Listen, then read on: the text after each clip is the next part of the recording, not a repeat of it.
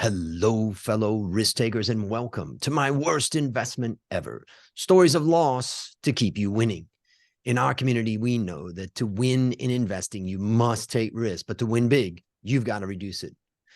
Ladies and gentlemen, I'm on a mission to help 1 million people reduce risk in their lives. To join me, go to myworstinvestmentever.com and sign up for my free weekly Become a Better Investor newsletter where I share how to reduce risk and create, grow, and protect your wealth. Fellow risk takers, this is your worst podcast host, Andrew Stotz from A Stotz Academy, and I'm here with featured guest Peter Saddington. Peter, are you ready to join the mission? Let's go. Appreciate you having me. Yeah, and for the listeners out there, you can't see it, but for the viewers, you can. All those cool stickers and posters and cars and all of that, which I'm sure we're going to get into as we get into our discussion. But let me introduce you to the audience. Peter is a software developer, a multi-founder, an author, and a VC. He founded a $2.5 million Bitcoin mining fund, a $10 million Internet of Things fund, and a $50 million Web3 fund in 2022. He published 3 books, Scrum, Agile, and Personal Branding. And he writes the Agile VC newsletter, which covers inside startups, venture capital, and life. Peter, take a minute and tell us about the unique value that you are bringing to this wonderful world. Thanks so much for that amazing introduction, Andrew. It's a pleasure for me to be on this podcast as a guest, and I am excited to tell a little bit of my story to your audience here. What is my unique characteristic, or what is the unique proposition that I bring to the world? Well, it's very simple. I like to document life. The first time that I ever put a video online was in 1998, and this is the time of Lycos, GeoCities, Ask Jeeves, and Metacrawler, right? These were the times of the before the dot-com boom and bust. I put my first video online, and I decided from then, it was on Xanga, by the way, on Xanga. So for some of you guys might not know of Xanga, but it's still out. It's Xanga. Xanga. So I put it all up on Xanga, and I had to upload it to my own server. And from ever since the late 90s till today, so 2 decades plus later, I love sharing my life on video, my life on social media when social media platforms came out in the early 2000s, and blogging and writing and letting the world know about my journey. I always found it to be fascinating that many people aren't documenting their journey.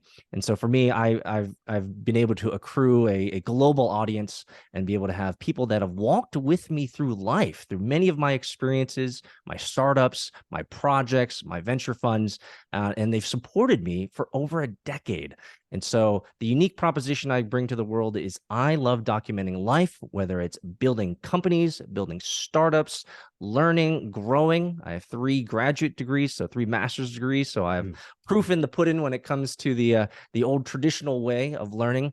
And I love documenting and sharing my life with others. And hopefully, just hopefully, Andrew, I can be an inspiration for those that are watching or listening. Well, I think you're definitely already an inspiration to a lot of people. And one of the questions I have for you is that, you know, I teach a course, the Valuation Masterclass Boot Camp, and it's a 6-week course. And I try to tell people like first thing I do, so I help them work on their LinkedIn, and I'm like, you got to come up with a hook, you know, like what's a hook of why someone should even pay attention to you. And I gave them an example. Like I have a hook on LinkedIn. My first hook on LinkedIn is the worst. I am the worst podcast host of my worst investment ever. Now that hook turns out to be kind of strange, you know, like people are like, why do you call yourself the worst and all that? Well, the reason why I originally did it, Peter, is just because I was not confident of doing podcasts and all that. So I thought, hey, if you call yourself the worst, you make a mistake. He said, hey, I told you I was the worst. So, you know, what do you expect? Well, a little self-deprecating humor is never bad. So, but the other thing I was saying to them, that they've got to tell a story, you know, they got to tell something. Like I give them an example. I said, you know, an example of, I was in jail at the age of 14 and I almost killed myself at the age of 17. Well, now you have more than my interest. Now you have my attention. I think the hook's working. So there's a hook, there's an open loop. And what I'm trying to get them to think about is something that you already naturally do, which is, share. And they're like, Mhm. sometimes they don't want to write. And some of them like to do videos, but others don't and all that. And I'm just thinking, like, what can I tell them that can help them see? I mean, first of all, I'm going to show them your, Twitter, your LinkedIn, your other areas of your life and all that, Mhm. and say, Mhm. let's use this as an example. But what would you tell them if you were speaking to them or other young people that are listening? Well, my third book, and I don't want to jump into the too early, but my third book is all about that, and I give it away for free. So for everyone that's watching or listening, I'll make sure to give it to Andrew here so he can link it below or link it wherever it needs to be. It's called Gravity, and this book is all about creating gravity to yourself in a Web3 world where, frankly, your voice is getting drowned out by so many others. And so let me take a step back before I go into more of that context there. The first question that I would ask is, what's the end purpose? What's the end goal? Is it a career move that you want to make? Is it a leveling up? Is it a project you want to endeavor on? Is it a new hobby? Like, what is it that where social could provide value to you? Or put differently, how creating content can help elevate you, help grow you, help move you towards that goal.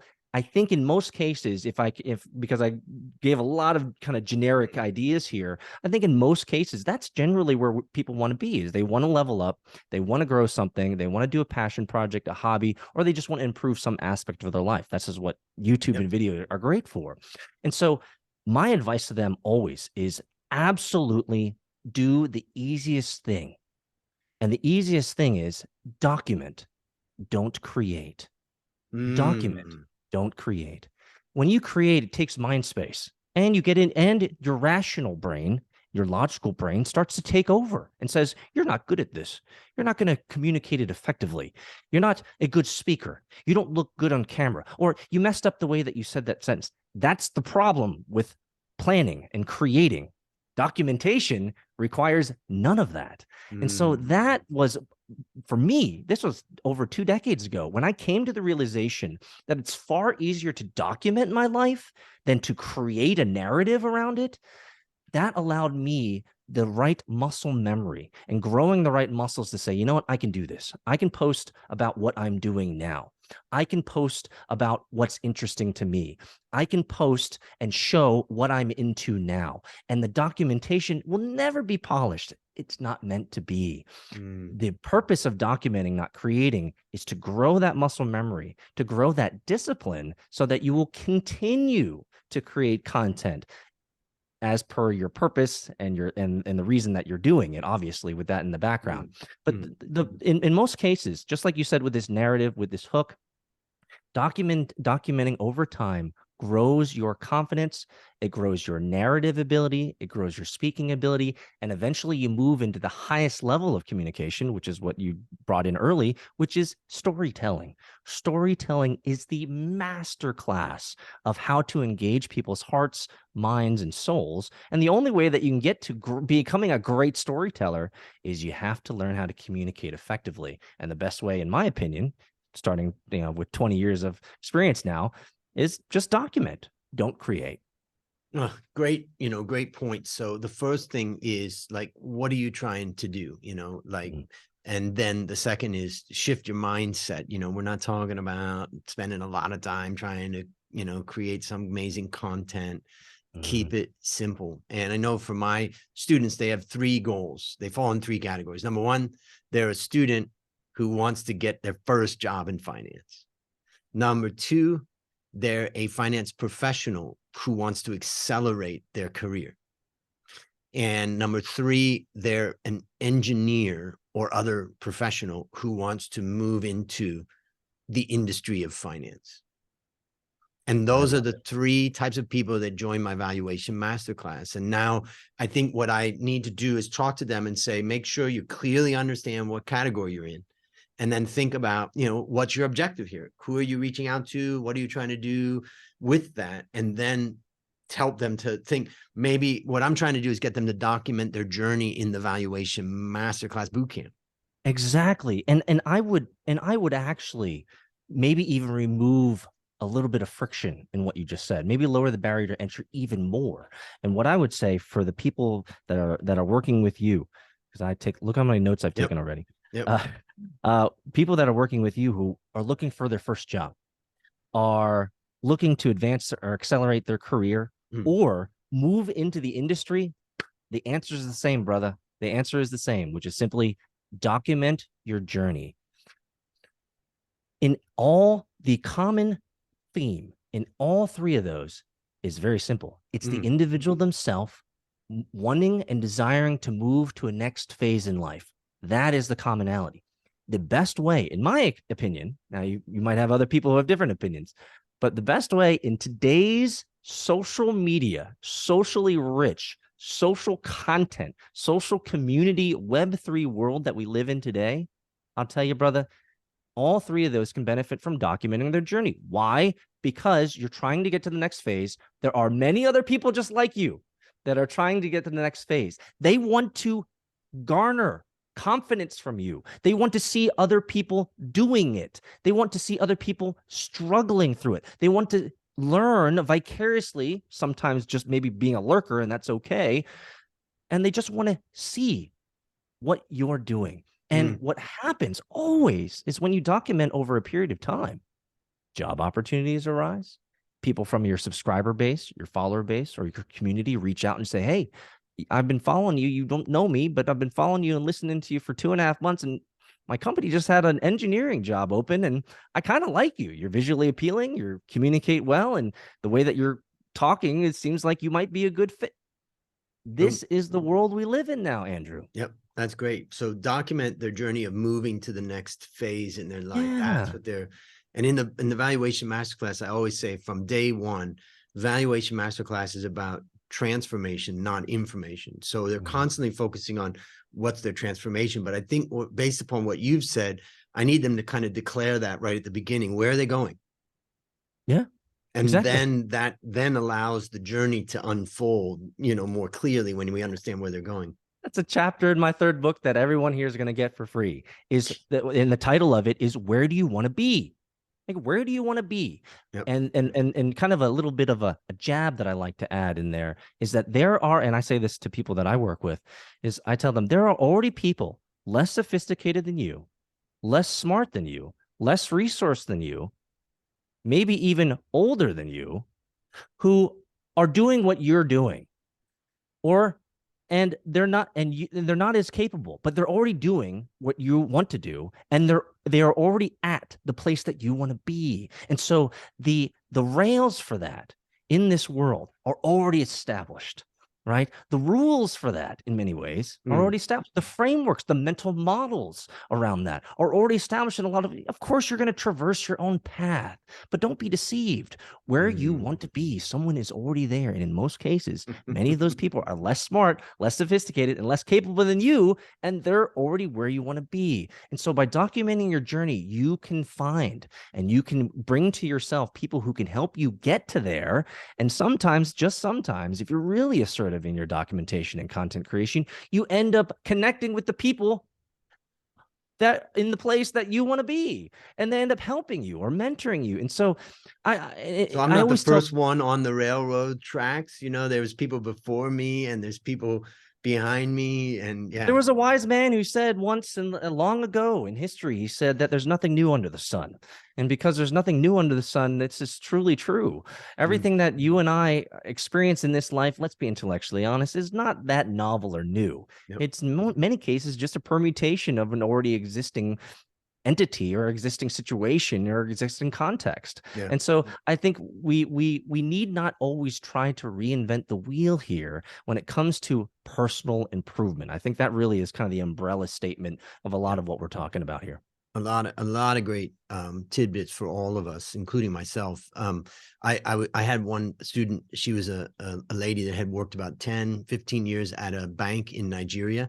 And she understood banking very well, but she wanted to change her career and move into consulting. So she took the valuation masterclass boot camp, did really well. Amazing, because she was working full time. The boot camp's super hard. In fact, the symbol of how hard it is is that I kick ass. For those that aren't seeing it, I'm wearing my boot camp hat which is like my drill instructor hat, where I tell people the boot camp is tough. So she survived despite the fact she was working full time and raising 4 children.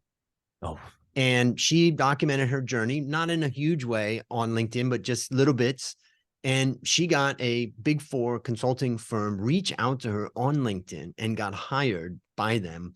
And she switched her career out of that commercial banking and then now has a global career. And so it works, the documentation and all that. So you really fired that up for me, for my students, and I know for the listeners and viewers. So for that, I appreciate it. And I just want to tell everybody, I'll have links in the show notes to go get the book, download it, and start to learn.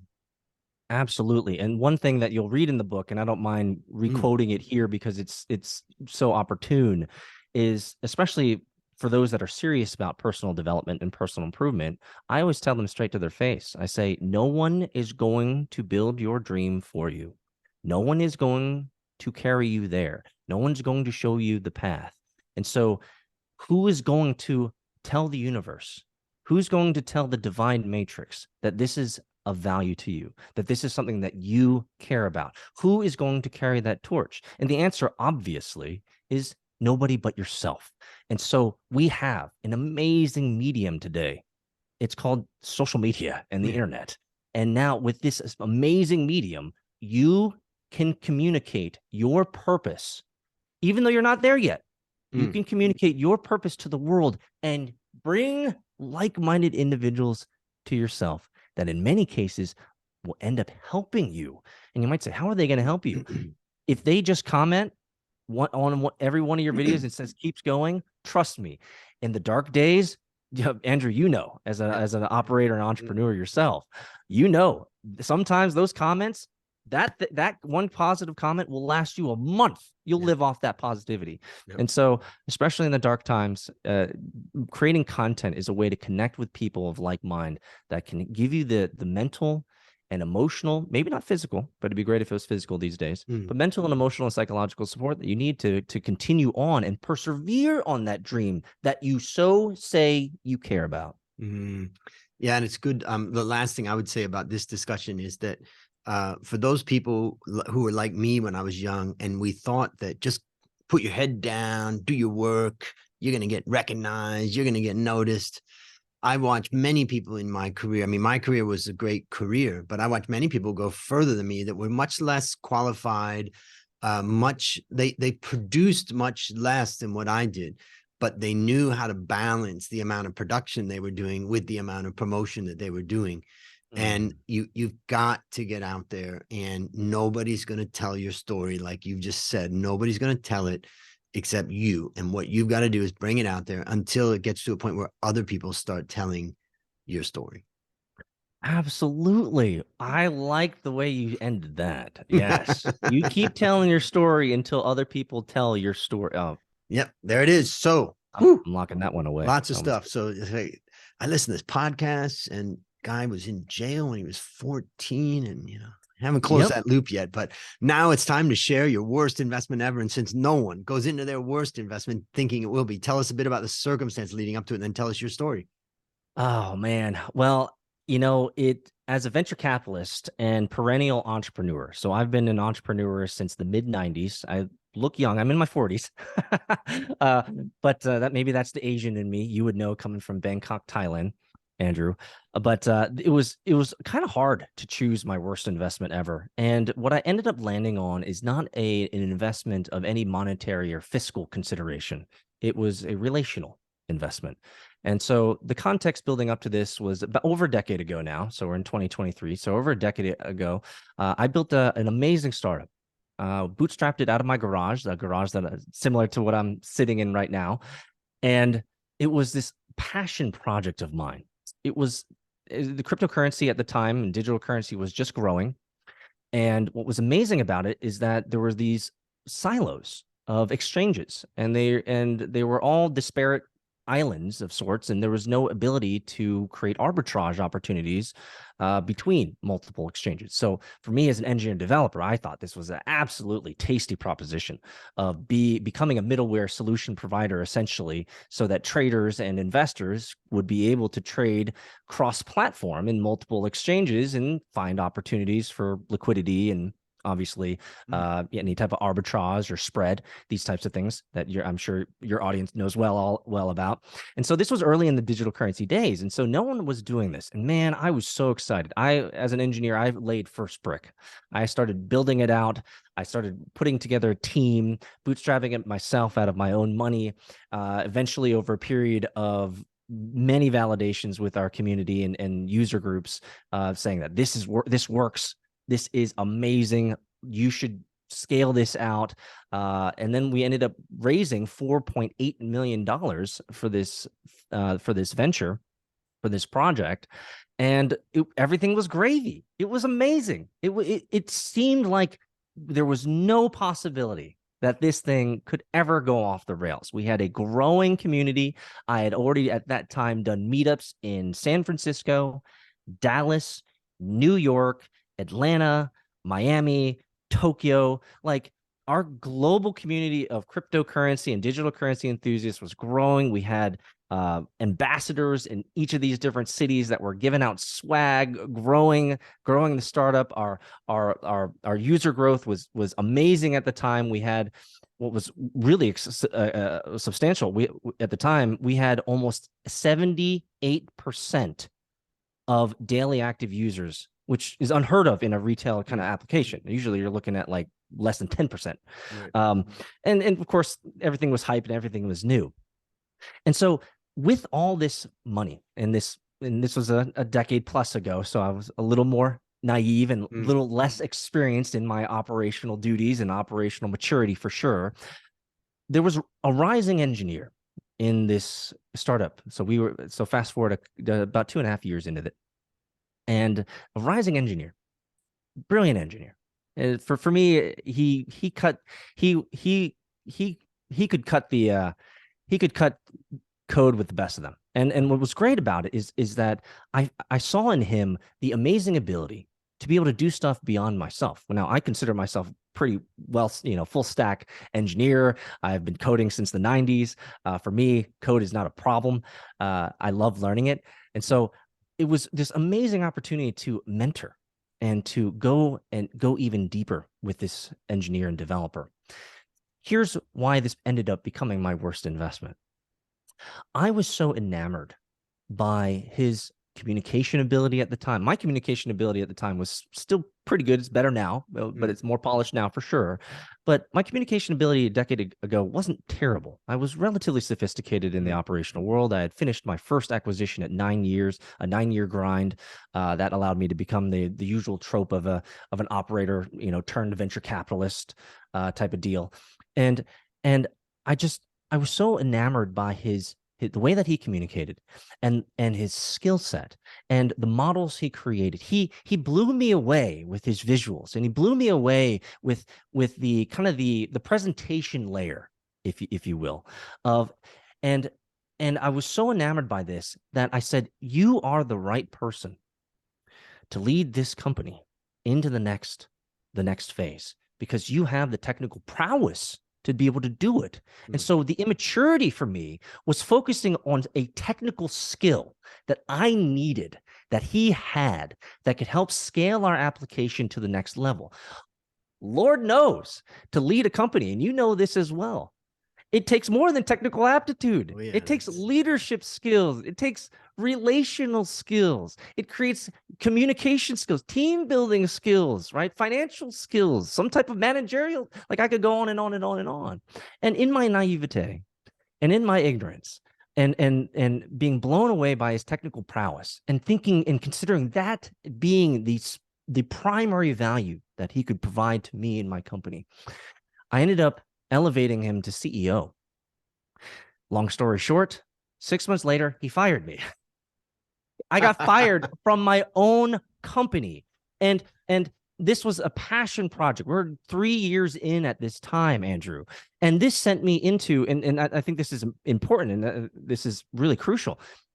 I always, up to this point, I had always thought depression was a weak man's game. I always thought depression was, you just couldn't hack it. You don't have the emotional constitution to be able to survive the dark days, right? Because I had a 9-year grind to acquisition, my first company. That's a decade plus of grind, slaving, and there were dark days. But this was the first true, and I think this is important, the first true identity rug pull. This was the first time, Andrew, that I realized that my identity was wrapped up in what I did, not who I was. And this man revealed to me, through firing me from my own company, sending me into a 9-month depression cycle, of which I didn't want to get out of bed. Yep. I didn't want to talk to nobody. I wanted to literally lay on my couch and do nothing. I thought my world was gone. My wife was kicking me in the ass. I don't know. You can bleep that out later, kicking me in the butt. And she was telling me, like, you got to figure something out. You're an entrepreneur. Go build the next thing, right? And I stewed in this and stewed in this and stewed in this. And maybe we can have a conversation about that later. But the lessons I learned, in relationships is you must understand the individual more, deeper than just what they bring to the table. If you're going to be doing any type of promotions, I'm sure you probably have some horror stories of some promotions of your own that you promoted people and they turned out not being the right fit, if we want to put it that way, to put it mildly. And the second thing that I learned was not only that, number one, I need to understand the farther the spectrum of this person's ability and understand whether they're capable. But number two, they need to be a person that can be led and can lead others. This person was not that person. They ended up tanking the entire company. And third, and most crucially, time.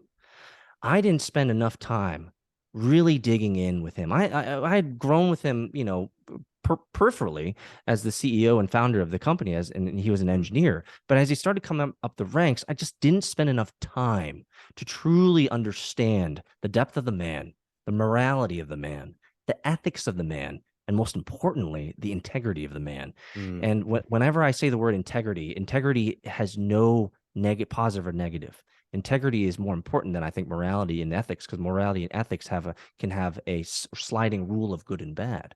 Integrity is just integrity. It is what it is, right? This wood has integrity, right? Gravity, it has integrity. It just is what it is. You can't argue with it. And whenever I bring up integrity when it comes to companies, is do you have internal reliability, is the scientific terms, and do you have internal consistency from what you say and what you do? Right. And it takes time to be able to really tease that out and be able to validate the veracity and truthfulness of that, of what they say they're going to do, and if they actually do it. And these are 3 powerful lessons from my worst investment ever, of being overly emotional. We all know that we make our best decisions when we're highly emotional, right? Being emotional and being enamored by essentially just lipstick, right, on a pig of sorts, and being enamored by the tasty treats and the ice cream when the rest of it wasn't really filling. And so this was something that had countless life lessons for me, and in many cases I'm just touching the tip of the iceberg. Yeah. That's great. Lots of great learning there. And I think for everybody, you're going to face these situations of hiring. And what I would say, the thing that I was thinking about a lot when you were talking is my business partner, Dale, who runs our coffee factory that's now 28 years old or so. And basically we grew up together in Ohio. We knew each other since we were about 14. We lived with each other in Ohio. We lived with each other in California. And then we came to Thailand. I came first, and he was studying Japanese. Then he came to Thailand. And, I knew he had a skill in coffee because he was working in coffee in America. So clearly he had the skill.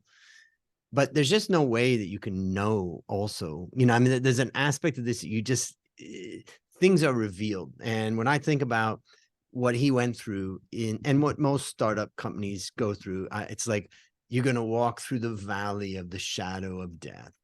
Yes. And the question is, can that person get to the other end of that valley? And that is not only about their skills. Skills are important, and that helps.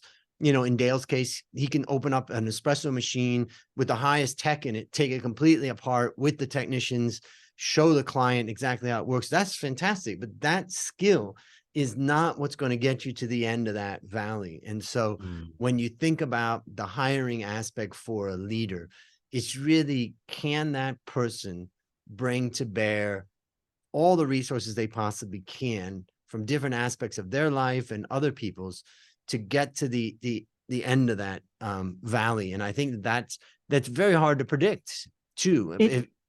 It is hard to predict, but I've learned something and I've created a rubric around this. So I'm going to ask you a question, and you can completely disagree with me on this. And maybe it's just my heuristic and my anecdotal experience here in this one life that I got. But from this experience over a decade ago, I ended up creating a rubric that required management or leadership. Let's just bring it up a level. Executive leadership must be multifaceted in their capabilities, because and this is just coming from Peter, because leading a company, in my experience, requires the multifacetedness and of an individual where they can do multiple things with excellence. And it's not that you're going to be the jack of all trades and you're awesome at all 10 things that are required of an executive leader. Never going to happen. However, it has to be more than just that technical skill that got them to the job themselves. And it was so funny.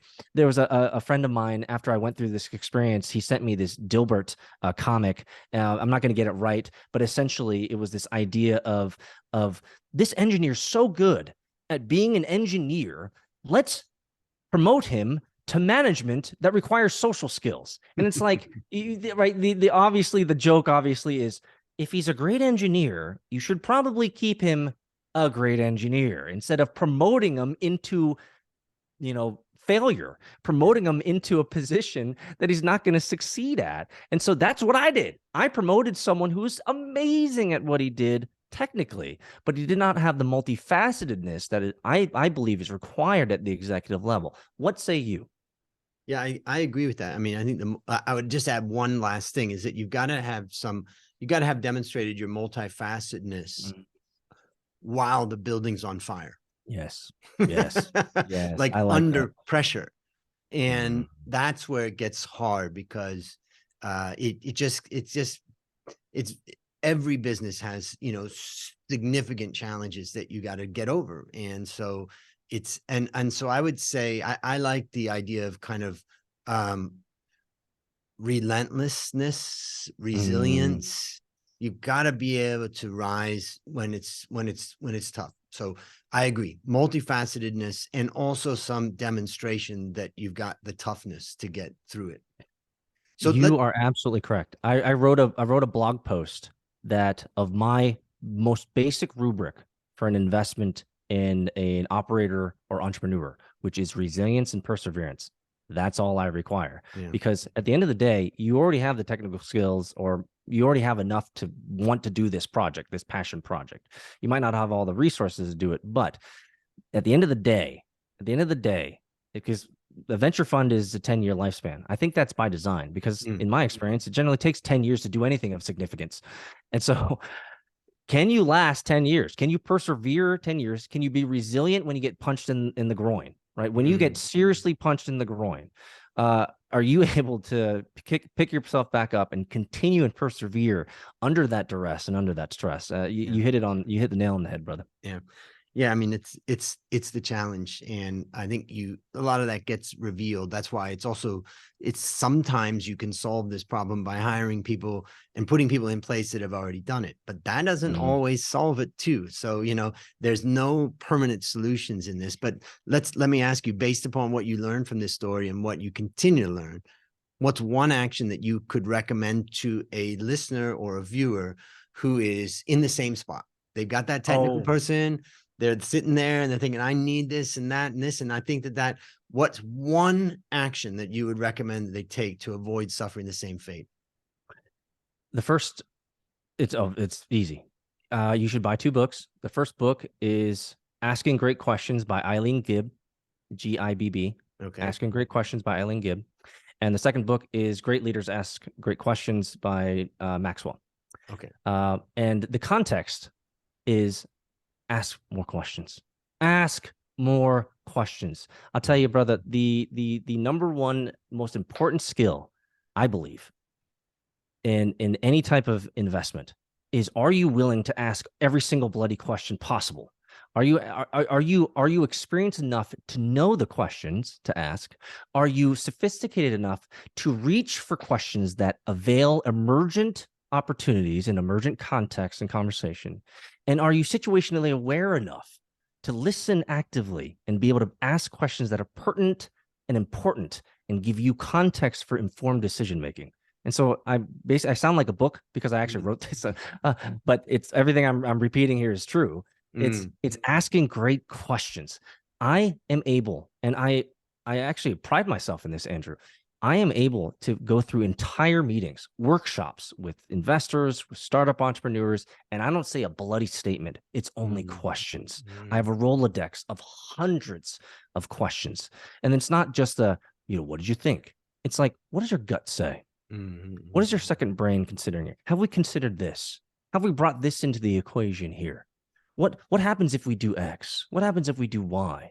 Have you considered Z? Right. And so these are the questions that I am armed with now that allow me to dig deeper into the person, the project, or the personality, which is again, I've written a lot of books. I write all the time. So I'm kind of speaking out some of the things that I've written, which is why it's maybe sounds polished and smooth.